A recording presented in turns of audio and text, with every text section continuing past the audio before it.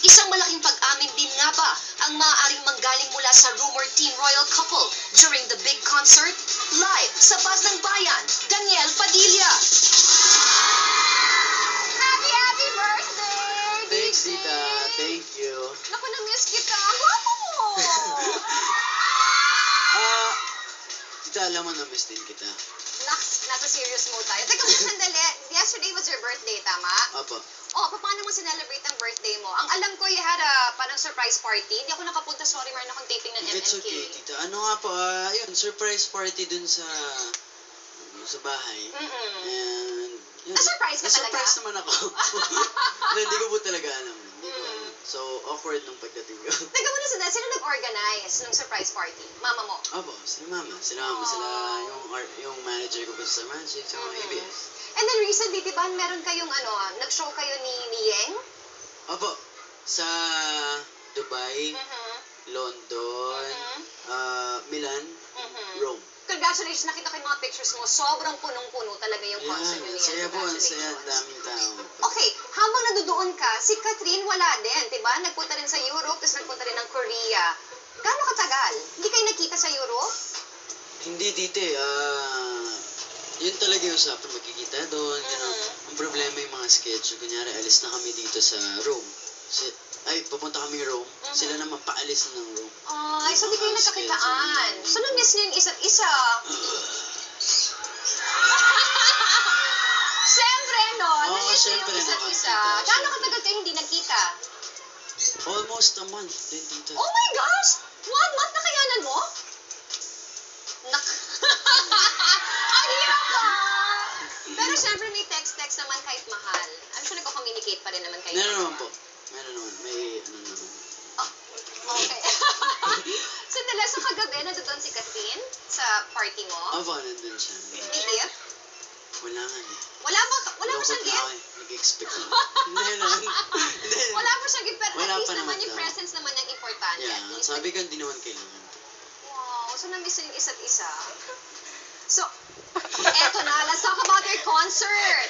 Dahil ang concert mo ay sa Wednesday na. DOS ang title ng iyong concert. May Yes. pressure ba? Kasi syempre yung first major solo concert mo, talaga namang record-breaking. So may pressure ba na parang dapat higitan ko, dapat mas mapaganda ko ang concert ko? Saan ka punta?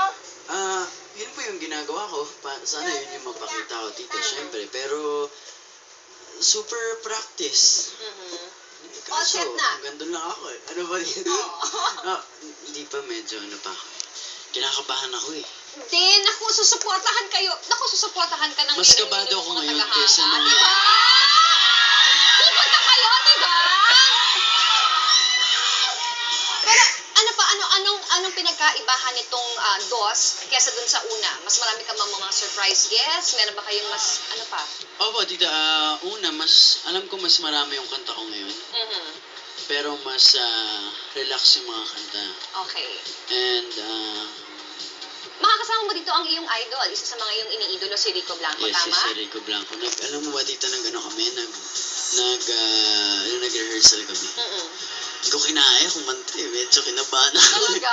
Kahit alam ko, hindi ko na alam nung nandyan na siya. Tapos medyo namawis ako. Pero okay naman.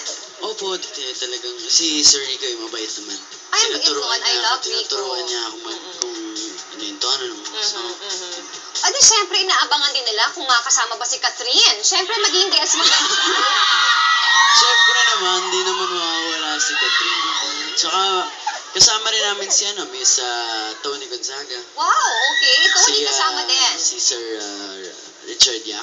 Kasama din po namin. Tsaka yung banda ko po yung Partner 5. Yung Rio Brothers, yung mga tropa kong waray. Siyempre si Khalil Ramos, si Sir Rico Blanco, si Catherine.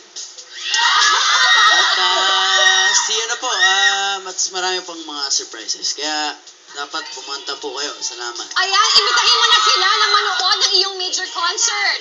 Ayun guys. Sana po manood po kayo ng concert sa April 30 po yun. Sana po manood kayo. Pero kung ayaw nyo, okay lang din.